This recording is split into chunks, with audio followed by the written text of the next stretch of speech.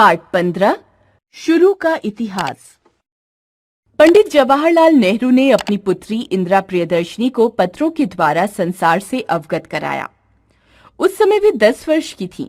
ये पत्र मूल रूप से अंग्रेजी में लिखे गए थे, जिनका अनुवाद मुंशी प्रेमचंद ने किया था। ये पत्र पिता के पत्र पुत्री के नाम पुस्तक में संकलित हैं। प्रस्तुत पत्र उसी पुस्तक का एक अंश है। प्रिय इंदु, मैंने तुम्हें बताया था कि हमें संसार की किताब से ही दुनिया के शुरू का हाल मालूम हो सकता है। इस किताब में चट्टान, पहाड़, घाटियां, नदियां, समुद्र, ज्वालामुखी और हर एक चीज जो हम अपने चारों तरफ देखते हैं शामिल है। ये किताब हमेशा हमारे सामने खुली रहती है, लेकिन बहुत ही थोड़े आदमी इस पर ध्यान देते या इसे पढ़ने की कोशिश करते हैं। अगर हम इसे पढ़ना और समझना सीख लें तो हमें इसमें कितनी ही मनोहर कहानियां मिल सकती हैं। इसके पत्थर के पृष्ठों में हम जो कहानियां पढ़ेंगे वे परियों की कहानियों से कहीं सुंदर होंगी। इस तरह संसार की इस पुस्तक से हमें उस पुराने जमाने का हाल मालूम हो जाएगा जबकि हमारी दुनिया में कोई आदमी या जानवर न था। जो जो हम पढ़ते जाएंगे हमें मालूम होगा कि पहले जानवर कैसे आए और उनकी संख्या कैसे बढ़ती गई। उनके बाद आदमी आए, लेकिन वे उन आदमियों की तरह न थे जिन्हें हम आज देखते हैं। वे जंगली थे और जानवरों में और उनमें बहुत कम फर्क था। धीरे धीरे उन्हें तजुर्बा हुआ और उनमें सोचने की ताकत आई। इसी ताकत ने उन्हें जानवरों से अलग कर दिया। ये असली ताकत थी जिसने उन्हें भयानक जानवरों से ज्यादा बलवान बना दिया। जो जो आदमी में सोचने की ताकत बढ़ती गई उसकी सूझबूझ भी बढ़ती गई। उसने बहुत सी बातें सोच निकाली। आग जलाना, जमीन जोतकर खाने की चीजें पैदा करना, कपड़े बनाना और पहनना और रहने के लिए घर बनाना। ये सभी बातें उसे मालूम हो गई। बहुत से आदमी मिलकर एक साथ रहते थे और इस तरह पहले शहर बने।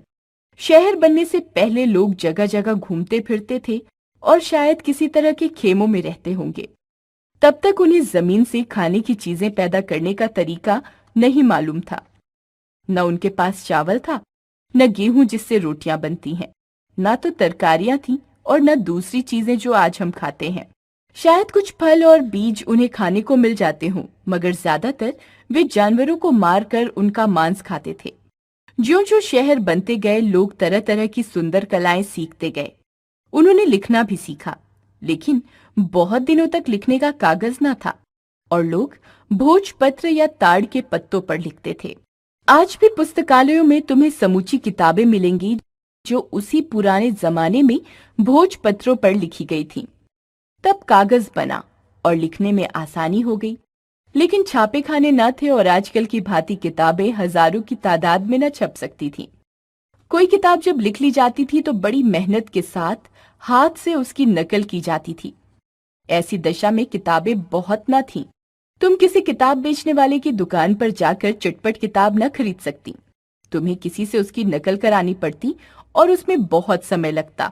लेकिन उन दिनों लोगों के अक्षर बहुत सुंदर होते थे और आज भी पुस्तकालयों में ऐसी किताबें मौजूद हैं जो हाथ से बहुत सुंदर अक्षरों में लिखी गई थीं। हिंदुस्तान में खासकर संस्कृत, फारसी और उर्दू की किताबें मिलती हैं। अक्सर नकल करने वाले पृष्ठों के किनारों पर सुंदर बेल बूटे बना दिया करते थे। शहरों के बाद धीरे धीरे देशों और जातियों की बुनियाद पड़ी। जो लोग एक मुल्क में आसपास रहते थे उनका एक दूसरे से मेल हो जाना स्वाभाविक था।